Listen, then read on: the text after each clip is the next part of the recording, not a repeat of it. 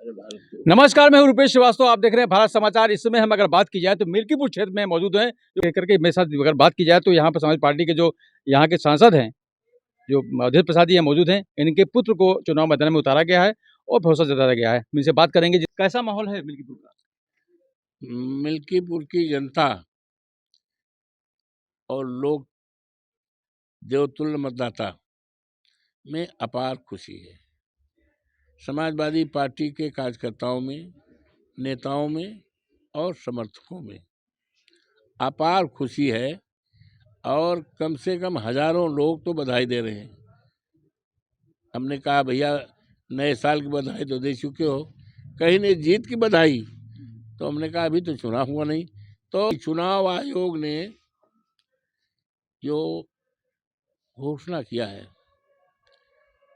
और तिथि घोषित की है, उनके घोषणा का मैं अभिनंदन करता हूं, स्वागत करता हूं और मिल्कीपुर के देवतुल्य मतदाताओं को और जनता जनार्दन को ये था। लोग इस बात के लिए बहुत नाराज़गी जाहिर कर रहे थे, सरकार के लिए बड़ी बड़ी बातें कह रहे थे कि सरकार डर गई है, और डरने का ये भी बता रहे थे कि योगी बाबा जो हमारे मुख्यमंत्री हैं उत्तर प्रदेश के, 6 बार 7वीं बार हरिटिनगंज में आना था 8 तारीख को, अभी 3 तारीख को, और 16 मंत्री है। तो लोग यही कहते थे कि इनका जरूरत क्या है, 16 मंत्री और योगी जी 3 बार 7 बार आए।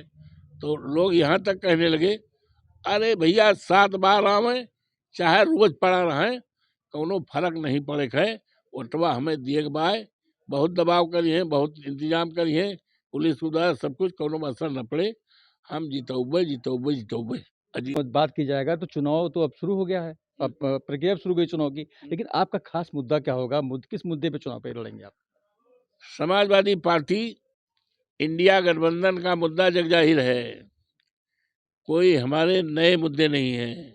हमारे मुद्दे वही मुद्दे हैं जिन मुद्दों को लेकर लोकसभा का चुनाव में हमारी पार्टी माननीय अखिलेश यादव जी और इंडिया गठबंधन उतरी थी, वही मुद्दे हैं।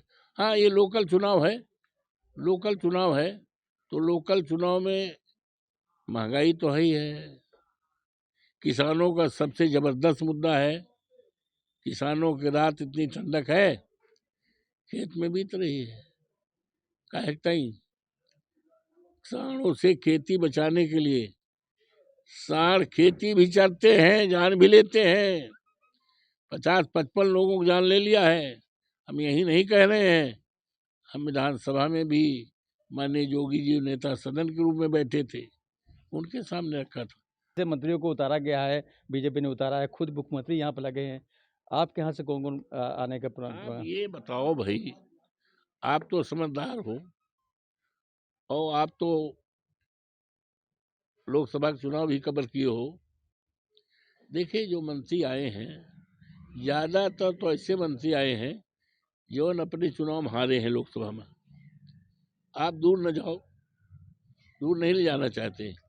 हम यहीं दरियाबाद चुनाव था हमारे लोकसभा में, वहाँ के एक मंत्री है राजमंत्री, तो राजमंत्री तो हम जान कौन भी साथ हुआ थे। अरे भाई हम तो 4 बार कैबिनेट मिनिस्टर रहे, हमारे साथ 4-4 5-5 राजमंत्री। हम कहते थे जाओ राजमंत्री राज करेगा, कैबिनेट मंत्री काम करेगा, कोई फाइल तक नहीं जाती थी उनके पास। तो वही हुआ जिम्मेदारी सौंपे गई हैं, चुनाव जिताए, 12,000 वोट से हारा है हमसे। अभी 4 जून कर ही दिए। तो ऐसे जितने मंत्री हैं करीब करीब उनकी यही हालत है, उनकी हालत। ये भी वो आए थे, क्या नाम है, ओम प्रकाश, उनका बेटा हारा अभी अभी अभी चुनाव में। यही लोग हैं। अच्छा इनका कौन वोट है? को वोट है, एक वोट है, हमारा तो वोटे है। अरे भाई हमारे नाते रिश्तेदारी है, हमारे तमाम ये 35,000 वोट से जिताए हैं। हमारे साथ सब समाज है, पीडीए का नारा है, पीडीए है और सरकार बनेगी। तो ये तमाम मुद्दे हैं, किसान का मुद्दा है, महंगाई का मुद्दा है। आज गरीबों की कोई सुनवाई नहीं हो रही है, गरीबों के साथ उत्पीड़न हो रहा है और बाबा साहब भीमराव अपमान किया गया है, संविधान का अपमान किया गया है। ये तमाम मुद्दे हैं और स्थानीय मुद्दे तो है ही है। तमाम विकास का काम हमने शुरू किया था और इन्होंने रोकने का काम किया था।